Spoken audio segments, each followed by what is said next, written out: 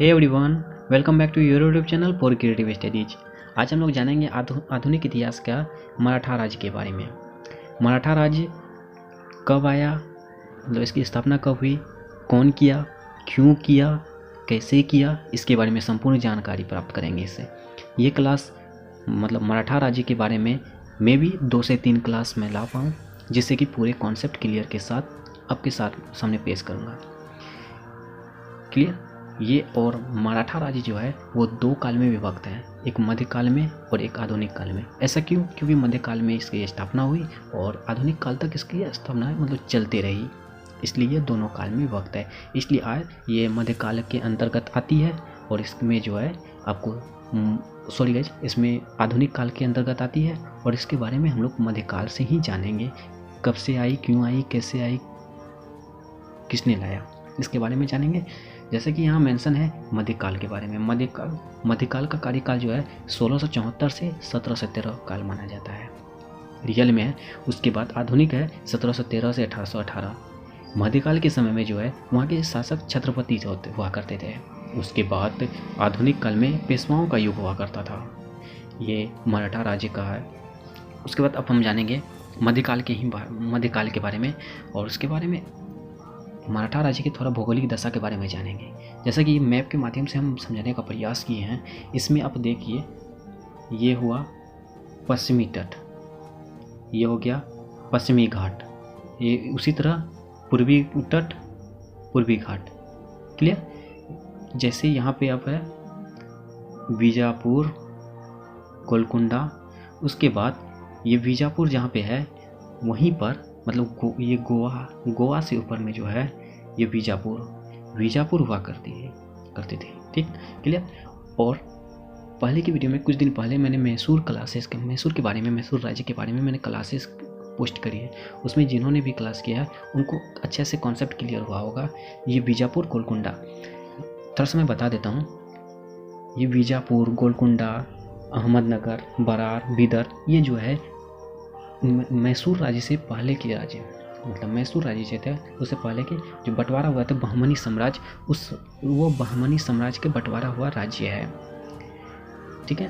उसके बाद अब ये जो बीजापुर है वहीं पर मराठा राज्य की स्थापना होगी, वहीं पर मतलब उसी प्लेस पर मराठा राज्य आएंगे। ओके। उसके बाद ये जो है मराठा राज्य जो कंकन धर्म वाले थे। ठीक है।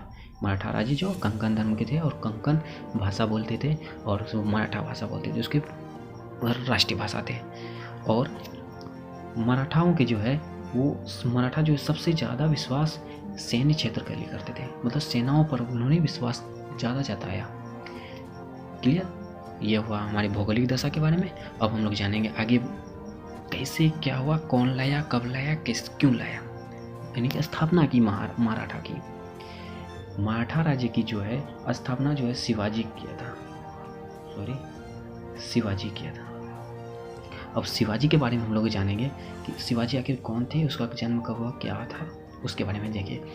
ये इम्पोर्टेंट टॉपिक है आपके लिए, कोई भी स्टेट की कोई भी एग्जाम के लिए हो, ये ऑब्जेक्टिव टाइम में आपके पूछे ही जाएंगे। जैसे शिवाजी का जन्म कब हुआ और कहाँ हुआ, ये 1630 ईस्वी में हुआ, शिवनेरी की दुर्ग में, कुसूर में पड़ता है। ठीक है।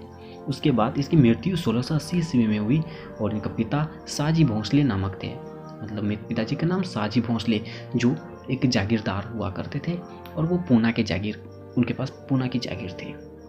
क्लियर। और साजी भोंसले जो है पूना की जागीर होने के साथ साथ वो बीजापुर राज्य के अधीन काम करते थे। ऐसा क्यों? क्योंकि पूना में कृषि व्यवस्थाएं सही नहीं है, इसलिए वो बीजापुर राज्य के अधीन काम किया करते थे। क्लियर। उसके बाद शिवाजी के माँ का नाम जीजाबाई, आप तो सुने होंगे, छत्रपति शिवाजी वही है, उनकी माँ का नाम जीजाबाई। उसके बाद शिवाजी के जो संरक्षक थे वो मतलब बॉडीगार्ड जो थे दादा कोंडदेव, कई बार एग्जाम में पूछे जा चुके हैं कि शिवाजी के संरक्षक का नाम क्या है, तो उसका नाम है दादा कोंडदेव। क्लियर। उसके बाद नेक्स्ट में है शिवाजी के गुरु कौन है, तो रामदास हैं। उसके बाद शिवाजी के मित्र कौन थे, तानाजी शिवाजी के मित्र थे, जो हाल फिलहाल में तानाजी पर एक मूवी भी आई है। क्लियर। इसके बारे में देखिए, आप अच्छे से इसको नोट डाउन कर लीजिएगा, इसको कंप्लीट कर लीजिएगा। क्लियर। जन्म 1630 ईस्वी में, मृत्यु 1680 ईस्वी में। पिता शाहजी भोसले इम्पोर्टेंट है, माँ जीजाबाई, सनकचक दादा कोंडदेव, गुरु रामदास, मित्र तानाजी। उसके बाद नोट में हम लिखे हैं 17वीं शताब्दी का सबसे योग्य शासक शिवाजी को माना जाता है। कई विद्वानों के द्वारा यह कहा गया है कि 17वीं शताब्दी में जो सबसे योग्य शासक में से एक हैं शिवाजी। क्लियर। उसके बाद आगे चलते हैं हम लोग। थोड़ी वीडियो लंबी हो सकती है लेकिन आपके कॉन्सेप्ट क्लियर के साथ जाएगी, आप लोग टेंशन मत लीजिएगा। क्लियर। जैसे कि मैंने मैप के साथ मतलब सहायता से बताने का प्रयास किया, जैसे पहले भी हम बता चुके थे कि बीजापुर की जगह मराठा बनता है। मराठा के बगल में ये जो गोलकुंडा है, गोलकुंडा जो वर्तमान समय में अहमदाबाद है, सॉरी हैदराबाद। उसके बाद इसकी जस्ट ऊपर अहमदनगर जो कि बहमनी सम्राट से सभी अलग हुए थे हुई है। और इसके जस्ट बगल में जो है मैं यहाँ पे ये ताप्ती नदी है। क्लियर।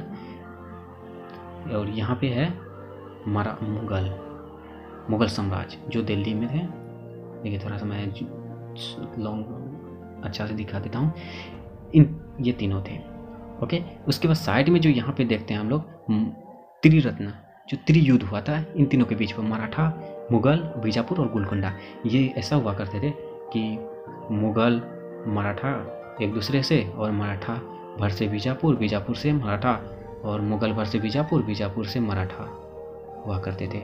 इन तीनों के बीच रेगुलर युद्ध हुआ करते थे।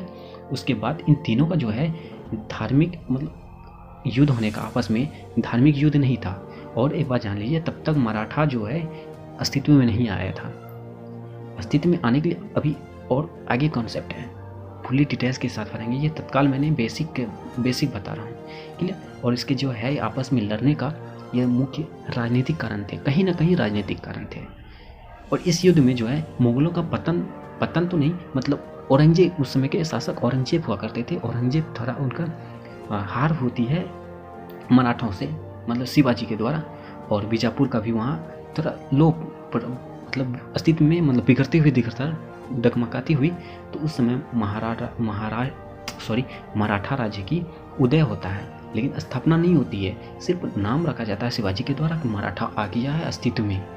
उसके बाद अब नेक्स्ट चलते हैं। अब आया इसके कैसे क्या करना है, शिवाजी क्या की कैसे लाए, अब उसके बारे में जानेंगे। क्लियर। शिवाजी जो है उसके अभियान के बारे में जानेंगे। अभियान के थ्रू ही मराठा राज्य की स्थापना हुई और क्यों हुई इसके बारे में देख लीजिएगा एक एक करके। जैसे कि 1643 ईस्वी में उन्होंने एक अभियान हुआ जिसमें सिंहगढ़ का किला जीता। बीजापुर से आक्रमण करके वो सिंहगढ़ का किला जीता 1643 ईस्वी में। उसके बाद 1646 ईस्वी में तोरण का किला जीता, ये शिवाजी ने जीता। क्लियर। 1648 में पुरंदर का किला जीता। फिर 1656 ईस्वी में जावली का किला जीता, ये मराठा सरदार जो है चंद्रगुप्त मौर्य से जीता। उसके बाद अब इम्पोर्टेंट में है, इससे पता चलेगा आपको आखिर क्या हुआ था। 1659 ईस्वी में, ये इम्पोर्टेंट है, क्लियर आप समझिए।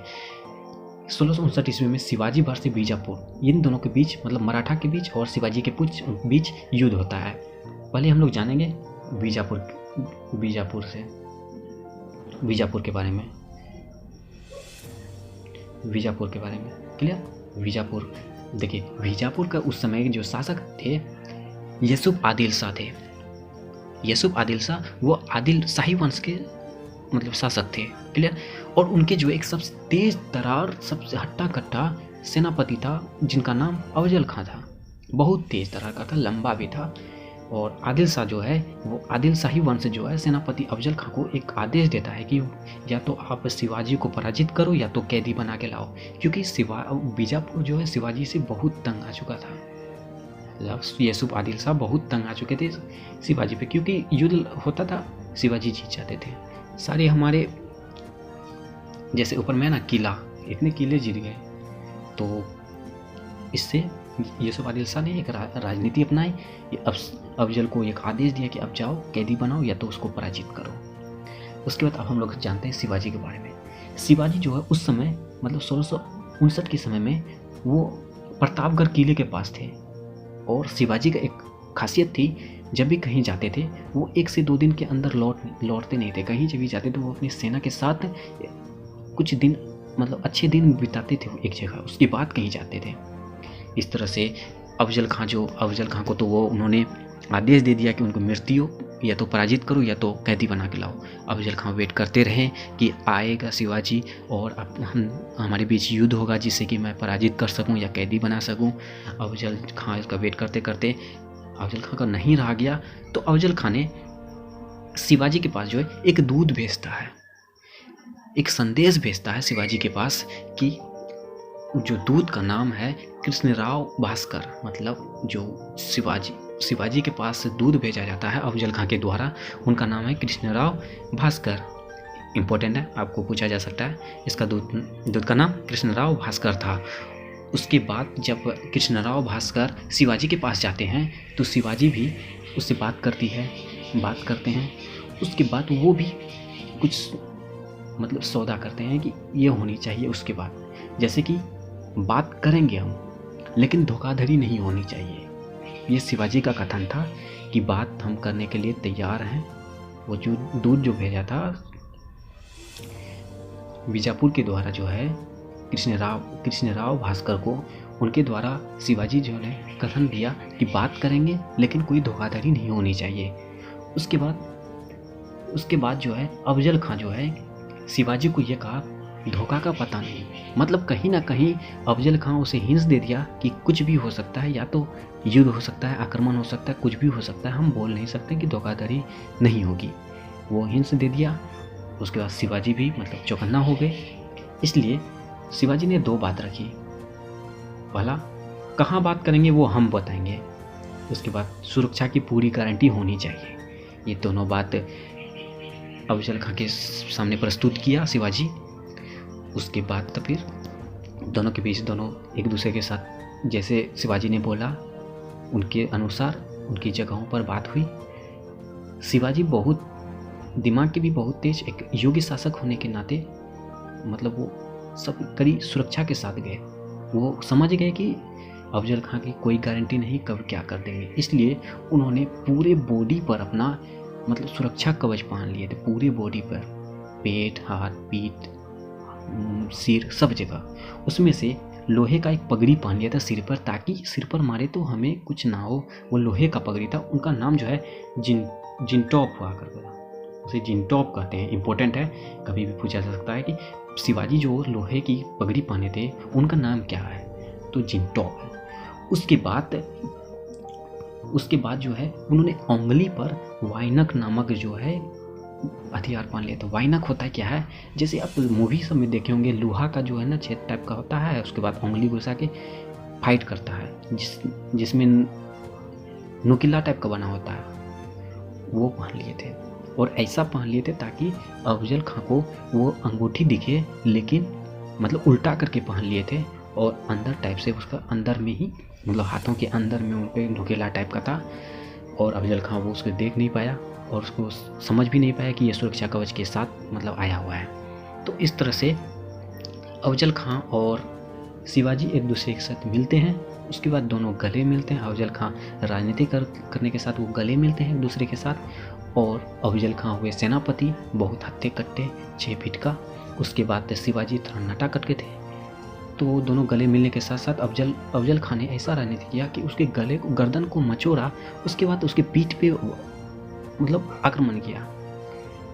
और शिवाजी ठहरे वो सुरक्षा कवच के साथ आया हुआ है, तो उसे कुछ नहीं हुआ। वो जो हाथ में मतलब उंगली में वाइनक पहने हुए थे, वाइनक से उन्होंने अफजल खां का पेट फाड़ दिया, किडनी निकाल दी। सब ऐसा किया, पेट फाड़ के किडनी निकाली और उसका वहीं पर मृत्यु हो गई अफजल खां की। सिर्फ लंबा और हट्टा कट्टा होने से नहीं होता है, उस थोड़ा टेक्निक भी होता है, और जो कि शिवाजी के पास थी। और शिवाजी ने वहाँ पे उसको पराजित किया अफजल खां को। और बीजापुर का तो सपना चकनाचूर हो गया और उस समय पूरा हिल भी गया। और उसके बाद जो उसका दूत आया था, अफजल खां के जो दूत भेजा था कृष्णराव भास्कर, उनकी भी वहाँ पे आक्रमण करता है। उसके बाद उनकी भी मृत्यु हो जाती है उस समय। इस तरह से बीजापुर पूरा हिल जाता है। क्लियर। उसके बाद फिर आगे चलते हैं। ये 1659 की कहानी है इन दोनों के बीच, बीजापुर का और शिवाजी के बीच। अब आगे है 1663 ईस्वी में अब मुग़लों के साथ होगी। 1663 ईस्वी में मुग़ल के जो शासक थे औरंगजेब थे, औरंगजेब शाइस्ता खां को भेजते हैं। इसमें शिवाजी की जीत होती है, इसमें भी शिवाजी ही जीत होती है, मुग़लों को भी पराजित कर देते हैं। उसके 1664 ईस्वी में सूरत में हमला करता है शिवाजी, सूरत पर हमला करते हैं। क्यों? सूरत पे जो भी विदेशी यात्री आए सबसे ज़्यादा सूरत पर ही मतलब फैक्ट्रियाँ वगैरह सब कुछ खोलने का प्रयास किया, क्योंकि सूरत ही एक ऐसा जगह है, भारत में सबसे अच्छा जगह है फैक्ट्रियों के बारे में, अभी भी है, वर्तमान समय में भी सूरत में ही सबसे ज़्यादा फैक्ट्रियाँ हैं। तो इसलिए उन्होंने आक्रमण किया ताकि उससे फैक्ट्रियाँ भी आए और मुनाफा भी हो, और 1664 में उसमें भी उसे भी जीत लिया। उसके बाद 1665 ईस्वी में अब आ रहा है इम्पोर्टेंट, अब कैसे आएगा देखिए। औरंगजेब के साथ जो है मतलब शिवाजी के साथ औरंगजेब जो है संघर्ष करने का प्रयास किया। औरंगजेब जो है आमेर के शासक जयसिंह को दक्षिण भारत भेजता है। जयसिंह देखिए याद कर लीजिए, जयसिंह को भेजता है शिवाजी से मतलब लड़ाई करने के लिए, और इन दोनों के बीच एक संधि हुई, मतलब जयसिंह और शिवाजी के बीच एक संधि होती है जिनका नाम पुरंदर की संधि कहलाता है। और इन दोनों के बीच जब युद्ध होते होते दोनों के आपस में बात होती है कि हम दोनों आपस में क्यों लड़ाई करते हैं। जयसिंह और शिवाजी के बीच मतलब संधि होती है पुरंदर की संधि में कि हम दोनों आपस में क्यों लड़ाई करते हैं, हम दोनों मिलकर बीजापुर पर हमला करते हैं। इस तरह से दोनों में मित्रता होती है, मुग़लों पे और शिवाजी के बीच मित्रता होती है, और दोनों मिलकर बीजापुर पर हमला करते हैं और बीजापुर का पराजित करते हैं। ठीक है, और आगे इस तरह से शिवाजी जो है मतलब पुरंदर की संधि के बाद जो है शिवाजी उनके पास तो किलों की भरमार थी, उन्होंने बहुत सारे किला जीते, जिस तरह से तोरण का किला था, पुरंदर का किला, सिहगर का किला, जावली का किला, ये सभी ऐसे ऐसे उसके बाद टोटल 35 किले थे। 35 में से 23 किले मुग़लों को सौंप दिए, और ये 23 किलों की आय जो है 4 लाख हुर मतलब उस समय हुर कहा जाता था मुद्रा को, ठीक है। 23 किलों की आय जो है 4 लाख प्रति मुद्रा, और ये जो 23 किले जो दिए मुग़लों को, इससे शिवाजी की माँ जो है जीजाबाई को ये पसंद नहीं आया। उन्होंने अपने बेटे मतलब शिवाजी को बोली भी, लेकिन उस पर कोई बात ज़्यादा नहीं हुई, कुछ नहीं हुई, फिर भी दान दे दिया वो 23 किले को मुग़लों के दो। ठीक है, उसके बाद जो है मुग़लों ने भी शिवाजी को 5000 मनसब देने की बातें रखी कि हम आपको 500 मनसबदार देंगे। और शिवाजी एक ऐसे मतलब शासक थे जो किसी के लिए मतलब दान नहीं लिया करते थे, तो उन्होंने ऐसा काम किया जिससे सांप भी मर गया और लाठी भी नष्ट रहा। इसीलिए मनसब तो लिया, 5000 लिया, लेकिन वो खुद ना लेकर अपने बेटे शिवाजी को दे दिया, मतलब शिवाजी को दिला दिया। क्लियर। उसके बाद बीजापुर पर जो आक्रमण करने का नेतृत्व शिवाजी को है, ये इम्पोर्टेंट है पॉइंट। उसके बाद उससे पहले जो है देखिए, अब इससे पहले हम लोग जान लेते हैं कि शिवाजी ने क्यों स्थापना करना चाहा मराठा का। वो बचपन से ही वो सोचा करते थे कि क्यों ना मेरा भी एक अलग राज्य हो, स्वतंत्र राज्य हो, इसका शासन हम लोग करें, किसी के अंदर में ना काम करें। जिस तरह अभी मनसबदारी की व्यवस्था में मनसब देने पर की बात की थी, और अपने पिता को भी बोला था, शाहजी भोसले को भी, कि क्यों ना हम अपना अलग राज्य बना ले। तो शाहजी भोसले उसे कहते कि बेटे अभी तुम छोटे हो, तो इस बात कर, मतलब तभी छोटा भी था, तो इधर रहकर फिर जब बड़े होते गए तो इस तरह से काम करते गए। ठीक है, उसके बाद अब आता है मेन पॉइंट में, मतलब अब इसका स्थापना हो जाएगी इस युद्ध में। 1666 ईस्वी में शिवाजी जो है मुग़ल दरबार जाते हैं औरंगजेब से मिलने के लिए, अपने मित्र से मिलने के लिए, और शिवाजी जाते हैं। फिर औरंगजेब ने शिवाजी का इस तरह से स्वागत करता है जिससे कि नहीं लगता था, जिसे प्रस्तुत नहीं हो पाया कि वो मित्र है मेरा, जिसे शिवाजी को ठेस पहुंचता है। उसके बाद शिवाजी ने ही सबके सामने महलों के अंदर में ही वो तलवार निकाल लेते हैं ताकि आक्रमण करेंगे। हालांकि उसके पास सारे सैन्य नहीं उपलब्ध थे, इसलिए उनको कैदी बनाकर आगरा के किले में कैद कर दिया। क्लियर। उसके बाद जो है शिवाजी को जो है जयसिंह जो पुरंदर के संधि में दोनों आपस में मित्र बने थे, जो कि बीजापुर पर हमला किए थे एक साथ मिलकर, वही जयसिंह मतलब शिवाजी को बाहर निकालने के लिए बहुत प्रयास किए, बहुत प्रयत्न किए, लेकिन नाकामयाब रहे। तो शिवाजी ने अपने माइंड से काम किया और ऐसा राजनीति खेला। शिवाजी बोले कि औरंगजेब से कि हमको फल फूल दान देने की मान है, मतलब इच्छा है। तो औरंगजेब ने भी बोला जाओ दे दीजिए। तो उन्होंने ये आदेश दिया कि इसके लिए फल फूल मंगाया जाए। फल फूल जो मंगाने वाले लोग, जो लाने वाले लोग थे टोकरी पर, मतलब माथा के ऊपर में टोकरी जो लाते थे, उनमें से थोड़ा भेष बदल कर उनका बेटा जो कि बेटा सभाजी उनका बेटा का नाम था, सभाजी भी उनके साथ आए उनकी जगह पर, मतलब टोकरी लेकर भेष बदल कर माली के रूप में। और इस प्रकार जो है शिवाजी ने उस टोकरी के, वो भी मतलब माली के रूप में वो अपना भेष बदल कर वो भी निकले, और शिवाजी अपने स्थान की जगह एक व्यक्ति को दे देते हैं जिनका नाम होरजी फरचंद है। होरजी फरचंद इम्पोर्टेंट है। होरजी फरचंद नामक व्यक्ति को शिवाजी अपने जगह बैठा देते हैं और बाहर निकल जाते हैं। क्लियर। और इस तरह से 1666 ईस्वी में इस तरह से होता है। उसके बाद जो है 1674 ईस्वी में इस तरह से, मतलब 1666 ईस्वी के बाद युद्ध नहीं होता है। 1674 ईस्वी में मराठा राज्य की स्थापना होती है, संपूर्ण स्थापना जिस तरह से होना चाहिए उस तरह से एक अलग सा राज्य बन गया 1674, जहाँ पे है ना 1674 ईस्वी में मराठा राज्य की स्थापना हुई। क्लियर। ये रहा आज के लिए इतना ही रहने देंगे, क्योंकि वीडियो बहुत ही लॉन्ग हो जाएगा और नेक्स्ट वीडियो बहुत ही जल्द आने वाली है, नेक्स्ट क्लास। आप लोग इसको नोट डाउन कर लीजिए। मैं भी हो सकता था कल ही पोस्ट करने की कोशिश करूँगा। आप लोग कंटेंट मतलब कनेक्ट में रहें। आई होप कि वीडियो आपको बहुत ही अच्छा लगा होगा, आपका कॉन्सेप्ट क्लियर हो गया होगा। और प्लीज़ चैनल को सब्सक्राइब कर लीजिए। वीडियो पसंद आए तो लाइक कीजिए, कमेंट कीजिए और अपने दोस्तों के साथ शेयर कीजिए। Thank you so much everyone.